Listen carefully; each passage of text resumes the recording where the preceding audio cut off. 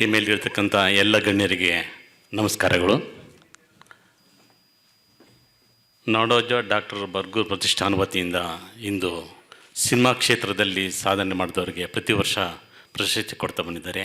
2025 ಆ ಭಾಗ್ಯ ನನಗೆ ಸಿಕ್ಕಿದೆ. ಅದಕ್ಕೆ ನಾನು ಪ್ರತಿಷ್ಠಾನಕ್ಕೆ ನಮ್ಮ ಎಲ್ಲ ಸ್ನೇಹಿತರ ಪರವಾಗಿ, ನನ್ನ ಬಂಧು ಬಳಗ ಇಲ್ಲಿ ಬಂದಿದೆ, ಅವರೆಲ್ಲರ ಪರವಾಗಿ ಹೃದಯಪೂರ್ವಕವಾದ ಧನ್ಯವಾದಗಳು ಸರ್.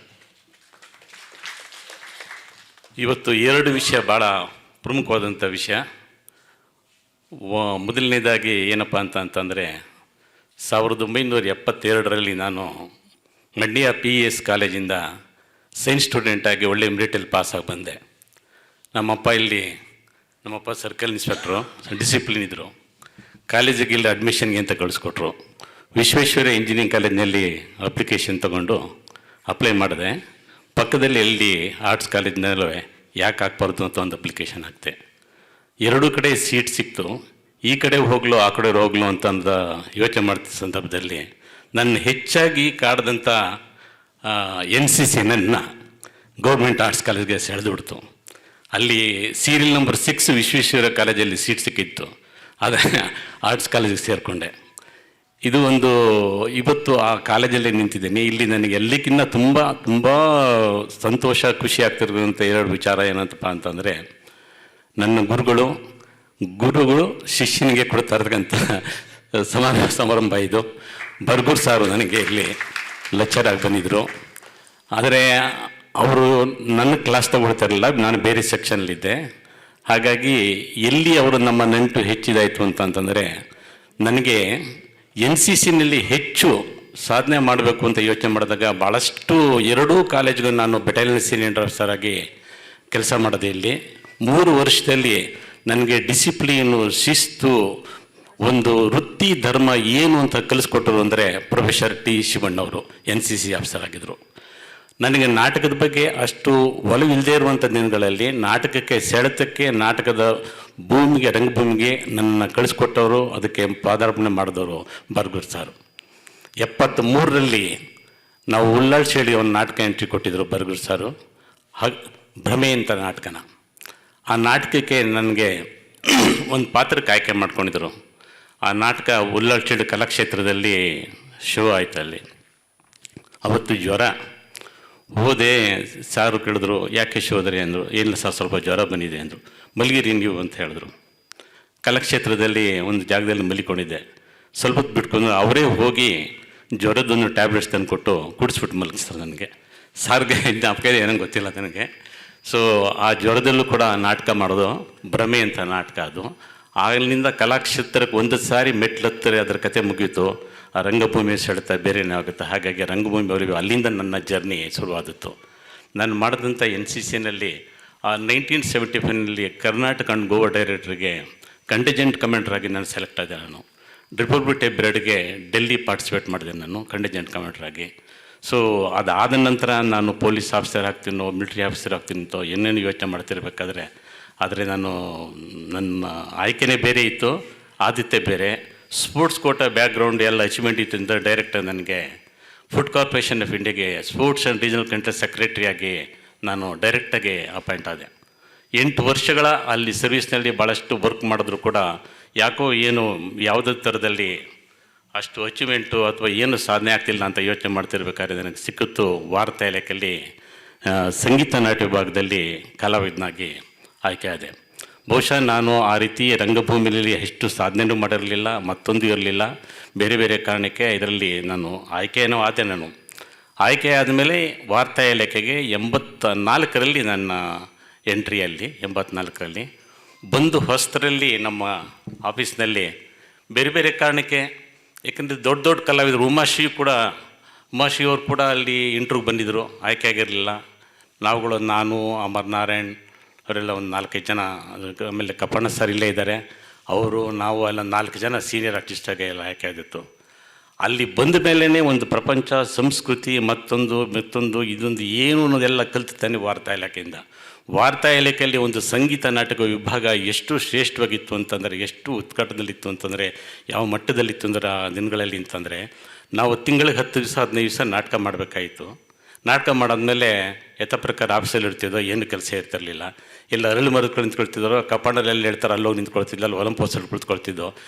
ನೋಡಿದ್ರು ಬೇರೆ ಬೇರೆ ಆಫೀಸರ್ಸ್ಗಳು ಏನು ರೀ ಮಾಡೋದು ಇವ್ರಿಗೆ, ಕೆಲಸ ಬಿಟ್ಟು ಬೇರೆ ಏನು ಮಾಡಲ್ವಲ್ಲ, ಇವ್ರಿಗೆ ಏನೋ ಒಂದು ಪನಿಷ್ಮೆಂಟ್ ಕೊಡಬೇಕಲ್ಲ ಅಂದ್ಬಿಟ್ಟು ಒಂದು ಪನಿಷ್ಮೆಂಟ್ ಕೊಡೋರು ಏನಪ್ಪ ಅಂತಂದರೆ ಮಳೆಗಾಲದಲ್ಲಿ ಚಿಕ್ಕಮಂಗ್ಳೂರು ಕಳಿಸೋರು, ಇಲ್ಲ ಅಂತಾರೆ ಮಡಿಕೇರಿ ಕಳಿಸೋರು ನಾಟಕ ಮಾಡೋಕ್ಕೆ. ಸಮ್ಮರ್ ಸೀಸನಲ್ಲಿ ಗುಲ್ಬರ್ಗ ಕಳಿಸೋರು. ಆದರೆ ಸಂಗೀತ ನಾಟಕ ವಿಭಾಗದಲ್ಲಿ ಭಾಳಷ್ಟು ಜನ ಕಲಾವಿದರು, ಬಟ್ ನಮ್ಮ ನಾಗೇಶ್ ಇರ್ಬೋದು, ಕಪ್ಪಣ್ಣವ್ರು ಇರ್ಬೋದು, ಅವರೆಲ್ಲ ಸೀನಿಯರ್ಸು, ಅವರದೇ ಆದಂಥ ಒಂದು ವೇಟೇಜ್ ಬೇರೆ ಇತ್ತು. ನಾವು ಬೇರೆಯವರು ಇನ್ನಿದ್ದ ಹುಡುಗರವ್ರಿಗೆ ಅವ್ರಿಗೆಲ್ಲ ರೀತಿಯ ಬೇರೆ ಬೇರೆ ಬೆಳೆಯೋದಕ್ಕೆ ಉತ್ತೇಜನ ಕೊಟ್ಟಂಥವರು ನಮ್ಮ ಇಲಾಖೆಯ ನಿರ್ದೇಶಕರಾಗಿ ಬಂದಂಥವರು. BNS ರೆಡ್ಡಿ ಇರ್ಬೋದು, ಬೇರೆ ಬೇರೆ ಕರಿರ್ಬೋದು. ನನಗೆ ತುಂಬ ನಮ್ಮ ಸಾಹೇಬ್ರು ವಿಟ್ಲಮೂರ್ತಿ ಸಾಹೇಬ್ರು ಹೇಳಿದಂಗೆ ಅಳುಕನಲ್ಲಿ ಇದ್ದಂಥ ದಿನಗಳಲ್ಲಿ ನಾವು ಎಲ್ಲರೂ ಚಿತ್ರ ಮಾಡ್ತಿದ್ರು, ಶಾರ್ಟ್ ಫಿಲಮ್ ಮಾಡ್ತಿದ್ರು, ನಮ್ಮನ್ನು ಯಾರನ್ನೂ ಸೇರಿಸ್ಕೊಳ್ಳಲ್ಲ, ಯಾರ ಹತ್ರ ಅಸ್ಟೆಂಟ್ರಾಗಿ ಕೆಲಸ ಮಾಡಬೇಕಾದಂಥ ದಿನಗಳೊಂದರಲ್ಲಿ ಒಂದು ಟೆಲಿಫಿಲಮ್ ಮಾಡೋಕ್ಕೆ, ಶಾರ್ಟ್ ಫಿಲಮ್ ಮಾಡೋದಕ್ಕೆ 80,000 ರೂಪಾಯಿ ಬಡ್ಜೆಟ್ಗೆ ಕೆಲವರೆಲ್ಲ ಕೊಟ್ಟಿದ್ರು. ನಾನು ಅಮ್ಮರು ಯೋಚನೆ ಮಾಡಿ ನಮಗೆ ಯಾಕೆ ಅವಕಾಶ ಸಿಕ್ಕಲ್ಲ, ಒಂದು ಸರಿ ನಾವು ಇದು ಮಾಡೋ ಒಂದು 20,000 ರೂಪಾಯಿಗೆ ಒಂದು ಕೊಟೇಶನ್ ಕೊಟ್ಟು ನಾವು ಫಿಲಮ್ ಮಾಡ್ತೀವಿ ಅಂತ ಹೇಳಿದ್ರು. ಮಾಡಲಿ ಬಿಡ್ರಿ ಅಂತ ಎಂಕರೇಜ್ ಮಾಡಿದ್ರು ಅಂದರೆ ವಿಟ್ಲಮೂರ್ತಿ ಸಾಹೇಬ್ರವರು. ನಾವು ಆವಾಗ ತಾನೇ ಏನು ABCD ಗೊತ್ತಿಲ್ಲದೇನು ಅಂತ ದಿನಗಳಲ್ಲಿ ನಮಗೆ ಶಾರ್ಟ್ ಫಿಲಮ್ನ ನಿರ್ದೇಶನ ಮಾಡೋಕ್ಕೆ ಅವಕಾಶ ಮಾಡಿಕೊಟ್ರು ಸಾಹೇಬ್ರು ನಮಗೆ. ಆಗ ನಾವು ಒಂದೊಂದನ್ನೇ ಎಲ್ಲವನ್ನು ಕಲಿತಾ ಹೋದಂಥ ದಿನಗಳು ಇದರಲ್ಲಿ. ಈ ಭಾಳಷ್ಟು ಶಾರ್ಟ್ ಫಿಲಮ್ಸು ಇದೆಲ್ಲ ಮಾಡಿದ ನಂತರ ಏನಾದರೂ ಒಂದು ಫಿಲಮ್ ಮಾಡಬೇಕು ಅಂತ ಒಂದು ಯೋಚನೆ ಬಂತು ನನಗೆ. ಆ ಶಾರ್ಟ್ ಫಿಲಮ್ ಮಾಡುವಾಗಲೇ ಮೊದಲಿಂದನೂ ಸಾಹಿತ್ಯದ ಕಥೆಗಳನ್ನೇ ಮಾಡಿರುವಂಥ ಅಷ್ಟು ಫಿಲಮ್ಗಳು, ಈಗೇನು 11 ಫಿಲಮ್ಗಳು ನಾನು ಮಾಡಿದ್ದೀನಿ, ಅಷ್ಟು ಕೂಡ ಕನ್ನಡ ಸಾಹಿತ್ಯ ಶ್ರೇಷ್ಠ ಕಥೆಗಳನ್ನು ಆಯ್ಕೆ ಮಾಡ್ಕೊಂಡು ಮಾಡಿರುವಂಥದ್ದು. ನಾನು ಪಿಕ್ಚರ್ ಮಾಡಬೇಕು ಅಂದ್ಬಿಟ್ಟು ಹೆಂಗೆ ಕೇಳೋದು, ಏನು ಕೇಳೋದು, ಸಾಹೇಬ್ರ ಪರ್ಮಿಷನ್ ಕೇಳಬೇಕು. ಆವಾಗಂತೂ ತುಂಬ ರೂಲ್ಸು ರೆಗ್ಯುಲೇಷನ್ಸ್ ಇತ್ತು. ಸಾಹೇಬ್ರು ಹೇಳ್ದಂಗೆ CM ಪರ್ಮಿಷನ್ ಕೊಡಬೇಕಾಯಿತು, ಆ ಥರದ್ದೆಲ್ಲ ಇತ್ತು. ನಾನು ಅಪ್ಲಿಕೇಶನ್ ಬರ್ಕೊಂಡು ಸಾಹೇಬ್ರ ಹತ್ರ ಹೋದೆ. ಬನ್ನಿ ಅಂತಂದರು. ಏನು ಸ್ವಲ್ಪ ಪಿಕ್ಚರ್ ಮಾಡಬೇಕು ಅಂತ ಇದ್ವಿ ಸರ್ ಅಂತ. ಬನ್ನಿ ಕುಳಿತುಕೊಟ್ಟು ಏನು ಹೋಗ್ತದೆ ಹೀಗೆ ಸರಿ ಅಂತ ಅಲ್ಲಿ ಕೊಟ್ಟರು ಸಾಹೇಬರು. ಅದ್ರ ಮೇಲೆ ಬರ್ಕೊಟ್ರು. ಒಂಥರ ತುಂಬ ಖುಷಿ ಆಯಿತು. ತೊಗೊಂಡೋಗ್ಬಿಟ್ಟು ಸೆಕ್ಷನ್ ಕೊಟ್ಬಿಟ್ಟೆ. ಅದು ಒಂದು ವಾರ ಆದರೂ ಫೈಲ್ ಮೂವ್ ಆಗಲಿ ಅಲ್ಲೇ ಇತ್ತದು. ಆಮೇಲೆ ಕರೆಸಿದ್ರು ನನ್ನ. ಶಿವರುದ್ರೆ ಏನಾಯ್ತು ಫೈಲು ಅಂತಂದರು. ಅದು ಗೊತ್ತಾಗಲ್ಲ. ಏನು ರೀ ಫೈಲ್ ಖಾಲಿರ್ತದನ್ರಿ, ಹೋಗ್ರಿ ಎಲ್ಲಿದೆ ಎತ್ಕೊಬನ್ರಿ ಫೈಲ್ ಫಸ್ಟು ಅಂತಂದರು. ಸೊ ಆವಾಗ ನಮಗೆ ಧೈರ್ಯ ತುಂಬಿದವರು ನಮ್ಮ ವಿಟ್ಲಮೂರ್ತಿ ಸಾಹೇಬ್ರವರು. ಒಂದು ಸಾರಿ ಚಿತ್ರೀಕರಣ ಶುರುವಾಗಾಯಿತು. ಒಂದು 7 ಜನ ನಿರ್ಮಾಪಕರೆಲ್ಲ ಸೇರ್ಕೊಂಡು ಪಿಕ್ಚರ್ ಮಾಡ್ತಾಯಿದ್ವಿ. ಇದಕ್ಕಿದ್ದ ಡೆಪ್ಯೂಟಿ ಡೈರೆಕ್ಟ್ರಿಂದ ಫೋನ್ ಬಂತು. ಇದರಿಂದ ನೀವು ವಿಜಯಪುರದಲ್ಲೋ ಗುಲ್ಬರ್ಗದಲ್ಲೆಲ್ಲೋ ಒಂದು ಫಿಲಮ್ ಔಟ್ ಫಂಕ್ಷನ್ ಇದೆ, ಪಿಕ್ಚರ್ ನಿಲ್ಲಿಸ್ಬಿಟ್ಟು ಬಂದು ಶೂಟಿಂಗ್ ಇದನ್ನು ಕಾರ್ಯಕ್ರಮ ಅಟೆಂಡ್ ಮಾಡಿದರು. ಏನು ಮಾಡಬೇಕು ಗೊತ್ತಾಗಲಿಲ್ಲ, ಯಾವ ರೀತಿ ಮಾಡೋದು ಗೊತ್ತಾಗಲಿಲ್ಲ. ಎಲ್ಲ ನಿರ್ಮಾಪಕರು ಅಲ್ಲಿ ಇಲ್ಲಿ ದುಡ್ಡು ಸೇರಿಸಿ 6 ಜನ 7 ಜನ ಸೇರಿ ಹಾಕಿ ಪಿಕ್ಚರ್ ಮಾಡ್ತಾ ಇರೋದು. ಪಿಕ್ಚರ್ ನಿಲ್ಲಿಸಿದ್ರೆ ಆಗಿನ ದಿನಗಳಲ್ಲಿ ಆ ಪೇಮೆಂಟು ಇದು ಏನಪ್ಪ ಅಂತ ಯೋಚನೆ ಮಾಡ್ತಿರೋ ಸಂದರ್ಭದಲ್ಲಿ ಧೈರ್ಯ ಮಾಡಿ, ಅವಾಗೇನು STD ಇಲ್ಲ, ಮೊಬೈಲ್ ಇರಲಿಲ್ಲ. 10 ಗಂಟೆ ಆದಮೇಲೆ ಶೂಟಿಂಗ್ ಮುಗಿಸ್ಕೊಂಡು ಧೈರ್ಯ ಮಾಡಿ ಸಾಹೇಬ್ರ ಮನೆಗೆ ವಿಟ್ಲಮೂರ್ತಿ ಸಾಹೇಬ್ರಿಗೆ ಫೋನ್ ಮಾಡಿದೆ. ಸರ್ ಹಿಂಗೆ ಸರ್ ಇದು ಶೂಟಿಂಗ್ ನಿಲ್ಲಿಸ್ಬಿಟ್ಟು ಬಂದ್ವಿ, ಕಾರ್ಯಕ್ರಮಕ್ಕೆ ಅಟೆಂಡ್ ಮಾಡ್ತೀನಿ ಅಂತಾರೆ. ಯಾರಿಗೆ ಅಂದರು? ಅಟೆಂಡ್ ಮಾಡಿರಿ ನೀವು, don't come you attend the shooting ಅಂತಂದರು. ನನಗೆ ಒಂದು ಸ್ವಲ್ಪ ಧೈರ್ಯ ಬಂತು. ಸರ್ ಯಾವತ್ತಾರೋ ಒಂದು ದಿವಸ ಬಿಡು ಮಾಡಿಕೊಂಡು ನನ್ನ ಶೂಟಿಂಗ್ ಇದಕ್ಕೆ ತೀರ್ಥಹಳ್ಳಿ ನಡೀತಾ ಇತ್ತು ಶೂಟಿಂಗು, ಮೊದಲನೇ ಚಿತ್ರ, ಬರಬೇಕು ಸರ್ ಅಂತ ಕೇಳಿಕೊಂಡೆ. ಖಂಡಿತ ಬರ್ತೀನಿ ಅಂದರು. ನಾನು ನಂಬಿದ್ರೆ ಹೇಗೆ ನಂಬ್ತಿರೋ ನನಗೆ ಗೊತ್ತಿಲ್ಲ. ನಾನು ಹೇಳಿದ್ದು ಮರುದಿನನೇ 6 ಗಂಟೆಗೆ ಸಾಹೇಬರು ಸೆಟ್ಟಲ್ಲಿದ್ದು ಇಡೀ ದಿವಸ ನಮ್ಮ ಜೊತೆಲಿದ್ದು ಹುರಿದುಂಬಿಸ್ತರು ನಮಗೆ. ಸೊ ಈ ಥರದ ಅಧಿಕಾರಿಗಳನ್ನ ನಾನು ಬೇರೆ ಬೇರೆ ಥರದ ಅಧಿಕಾರಿಗಳನ್ನ ನಾವು ಕೇಳಿದ್ವಿ, ಅನುಭವಿಸಿದ್ವಿ. ಅದನ್ನು ನಮ್ಮ ತಂದೆನೇ ಉದಾಹರಣೆ ಇದ್ದಾರೆ. ಅದಕ್ಕೆಲ್ಲ ಎಷ್ಟು ಕಷ್ಟಗಳು ಅನುಭವಿಸಿದ್ರು ಹಾಗೆ ಅಂತ ಅಂದ್ಬಿಟ್ಟು. ಪರ್ಟಿಕ್ಯುಲರ್ಲಿ ಸಂಗೀತ ಮತ್ತು ನಾಟಕ ವಿಭಾಗದಲ್ಲಿ ಯಾವ್ದಾದ್ರು ಕಲಾವಿದರು ಮುಂದೆ ಬಂದು ಯಾವುದಾದ್ರು ಒಂದು ಒಳ್ಳೆಯ ಸಾಧನೆ ಮಾಡಿದ್ದಾರೆ ಅಂತಾರೆ, ಅದಕ್ಕೆ ಇಲಾಖೆಯ ಹಿರಿಯ ಅಧಿಕಾರಿಗಳು ನಮ್ಮ ಆಯುಕ್ತರುಗಳೇ ಕಾರಣ ಅಂತ ನಾನು ಹೇಳ್ತೀನಿ. ನನಗಂತೂ ವೈಯಕ್ತಿಕವಾಗಿ ತುಂಬ ಹಿಂದೆ ಬಿದ್ದಿತ್ತು. ಈಗಲೂ ಕೂಡ ನಾನು ಹಿಂದೆ ಬಿಡೋದು, ಏನಾದರೂ ನನಗೆ ತೊಂದರೆ ಆಯಿತು ಅಂದರೆ, ಮತ್ತೊಂದಾಯಿತು ಅಂದರೆ, ಏನು ಹಂಚ್ಕೊಳ್ಬೇಕು ಅಂತಂದರೆ ವಿಟ್ಲಮೂರ್ತಿ ಸಾಹೇಬರಿಗೆ ನಾನು ಯಾವಾಗಲೂ ಫೋನ್ ಮಾಡಿ ಕೇಳ್ಕೊಳ್ತೀನಿ ನಾನು ಈ ಸಂದರ್ಭದಲ್ಲಿ. ಮತ್ತೊಂದು ಈ ಸಂದರ್ಭದಲ್ಲಿ ನನಗೆ ಈ ಜ್ಞಾಪಕ ಬರ್ತಿದೆ ಸರ್. ಈ ಸಲೀಂ ಸಾಹೇಬ್ರಿಗೆ ಜ್ಞಾಪಕ ಹೇಳ್ಬೇಕನ್ನೋ, ನಿಮ್ಮ ಮನೆಗೆ ಒಂದು ನಾನು ಟೈಗರ್ ಫೋಟೋ ಕೊಟ್ಟಿದ್ದೆ ಸರ್, ಜ್ಞಾಪಕ ಇದೆ ಏನೋ ಗೊತ್ತಿಲ್ಲ. ಟೈಗರ್ದೊಂದು ಫೋಟೋ ತಂದು ಕೊಟ್ಟಿದ್ದೆ.